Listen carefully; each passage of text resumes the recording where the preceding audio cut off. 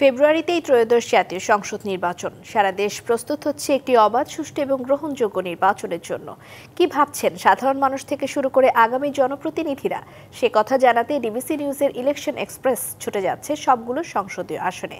আজ সারাদিন ছিল সংসদীয় আসন 23, রংপুর 5-এ। স্বাগত জানাচ্ছি সিএসআরএম ডিবিসি ইলেকশন এক্সপ্রেসে।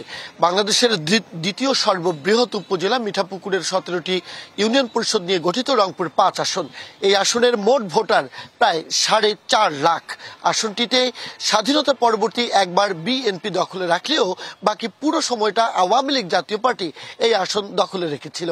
এই মুহূর্তে আমাদের সাথে যুক্ত হয়েছেন আমার বাংলাদেশ এবি পার্টির মিঠাপুকুর উপজেলার প্রধান সমন্বয়কারী আব্দুল বাসেত মারজান। কথা বলবো তার সাথে। স্বাগত আপনাকে। ত্রয়োদশ জাতীয় সংসদ নির্বাচন তো কাছাকাছি চলে এসেছে। আপনার নতুন রাজনৈতিক দল এবি পার্টি থেকে আপনি মনোনীত হয়ে গণসংযোগ করছেন। আপনার দলও নতুন, আপনিও নির্বাচনে নতুন। মানুষের কাছে যাচ্ছেন, মানুষ কি বলছে, কি প্রতিশ্রুতি নিয়ে যাচ্ছেন? ধন্যবাদ। আমরা একটা নতুন দল এবং আমরা নতুন দলটা করেছি যে আমরা বাংলাদেশটাকে পরিবর্তন করে ফেলতে চাই, রাষ্ট্র মেরামত করে আমরা রাষ্ট্রটাকে জনগণের রাষ্ট্র বানাতে চাই। তো আমরা এই নতুন বয়ান নিয়ে যখন আপনার মানুষের কাছে হাজির হচ্ছে, মানুষ এটাকে খুবই ভালোভাবে গ্রহণ করছে। মানুষ বলছে যে এটা আমাদের মনের কথা আমরা বলছি, এই কারণে আমরা বেশ সাড়া পাচ্ছি সবখানে। আমরা যতটুকু জানি যে আমার বাংলাদেশ বা এবি পার্টি জামাত থেকে বের হয়ে আসা একটি অংশ, তারাই এই দল গঠন করেছে। হঠাৎ কেন জামায়াতে ইসলাম থেকে বের হতে হলো এবং এই দল কেন গঠন করতে হলো? যেহেতু দলের সূচনা লগ্ন থেকে আপনিও একজন উদ্যোক্তা ছিলেন বলে আমরা জানি। আসলে আমরা জামাত থেকে বের হয়ে দলটা করেছি এমন নয়, বরঞ্চ আমরা যারা একটা নতুন রাজনীতির প্রয়োজন বোধ করেছি তারাই এই দলটা আমরা তৈরি করেছি। তো আমি ব্যক্তিগতভাবে জামাতের ছাত্র শিবিরের সঙ্গে যুক্ত ছিলাম। পরবর্তীতে জামাতের রাজনীতির সঙ্গে সরাসরি অংশগ্রহণ করা সম্ভব হয়নি, কিন্তু আমাদের একটা প্রত্যাশা ছিল যে বাংলাদেশে একটা নতুন রাজনীতি দরকার।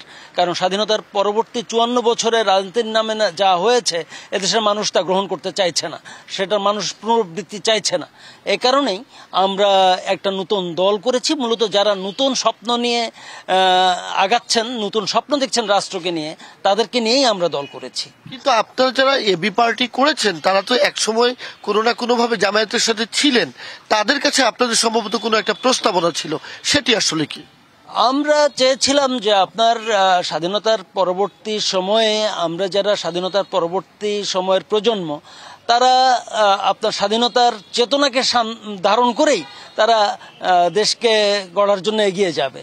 কিন্তু জামাত ইসলামী এটা বারবার করতে ব্যর্থ হয়েছে, বিধায় জামাতের একটা বড় অংশ আমরা এখানে আছি।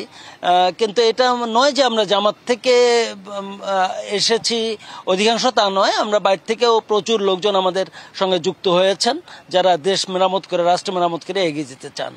বিগত দিনে আন্দোলন সংগ্রামে এই মিঠাপুকুর উপজেলা বা রংপুর 5 আসনে আমরা দেখেছি যে বিভিন্ন আন্দোলন সংগ্রামে জামায়াত তার শক্তি প্রদর্শন করেছিল। অর্থাৎ এই এলাকায় বাংলাদেশ জামায়াত ইসলামের শক্তিশালী প্রার্থী রয়েছে। ভোটের মাঠে এবার আপনারা কাদেরকে ফ্যাক্টর মনে করছেন? আমরা মিঠাপুকুরে জামাত ইসলামী একটি শক্তিশালী দল, এটা আমরা সবাই জানি।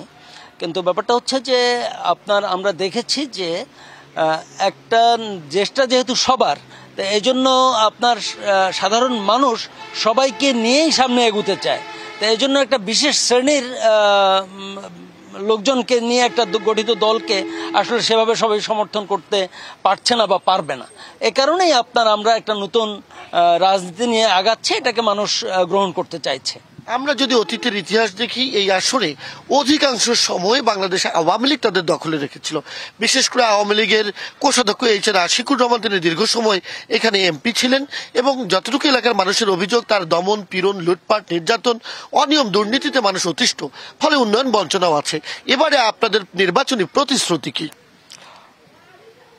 আপনার এটা ঠিক বলেছেন যে আপনার বিগত 17 বছর ধরেই প্রায় আওয়ামী লীগ এখানে নেতৃত্ব দিয়েছে, কিন্তু তারা নেতৃত্ব দেওয়ার নামে যে লুটপাট, অত্যাচার, জেল জুলুমের শিকার যেভাবে মিঠাপুকুরের মানুষকে করেছে, তাতে করে আপনার মানুষ তাদের উপর খুবই অতিষ্ঠ হয়েই আসলে নতুন কিছু চাইছে।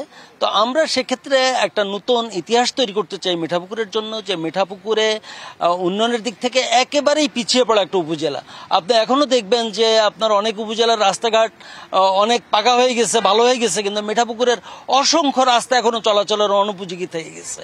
আমাদের একটা কলেজ, যেখানে আপনার একটা সরকারিকরণ তো হয়নি, এমনকি অনার্স কলেজও একটা নেই। আমাদের বাচ্চাদেরকে অনার্স পড়ার জন্য বাইরে যেতে হয়। আমাদের দুইটা বড় বড় কলেজ, সরিবাড়ি কলেজ, মিঠাপুকুর কলেজ, কোনোটাতেই আপনার সে উন্নয়ন হয়নি, আপনার সেখানে অনার্স খোলা হয়নি, সেখানে পড়াশোনার জন্য উন্নত মৌলিক চাহিদার অনেকগুলোই সুনিশ্চিত হয়নি, যেগুলো আপনারা করবেন বলে বলছেন। জি, আমি আপনার কাছে একটু জানতে চাই যে আপনার দল যদি জোটে যায়, সেক্ষেত্রে কাদের সাথে জোট হতে পারে, আপনার অবস্থান কি হবে, খুব সংক্ষেপে? আমরা যেহেতু একটা নতুন রাজনীতির বয়ান নিয়ে এসেছি, আসলে আপনার যে দলগুলো এখন আছে, পুরাতন দলগুলো, আসলে তাদের কথা বয়ানের সঙ্গে আমাদের কোনো বয়ান মিলছে না। এই কারণে জোট হওয়ার, আমরা জোটে যাওয়ার কোনো সম্ভাবনা আমাদের খুবই কম। অনেক ধন্যবাদ এবং কৃতজ্ঞতা আমাদেরকে সময় দেওয়ার জন্য। সিএসআরএম ডিবিসি ইলেকশন এক্সপ্রেস এরপর বেলা 12টায় যুক্ত হবে অন্য কোনো রাজনৈতিক দলের সাথে, জানবে এই এলাকা কেন্দ্রিক বা এই আসন কেন্দ্রিক তাদের নির্বাচনী প্রস্তুতি, প্রতিশ্রুতির কথা। থাকুন সিএসআরএম ডিবিসি ইলেকশন এক্সপ্রেসের সাথে।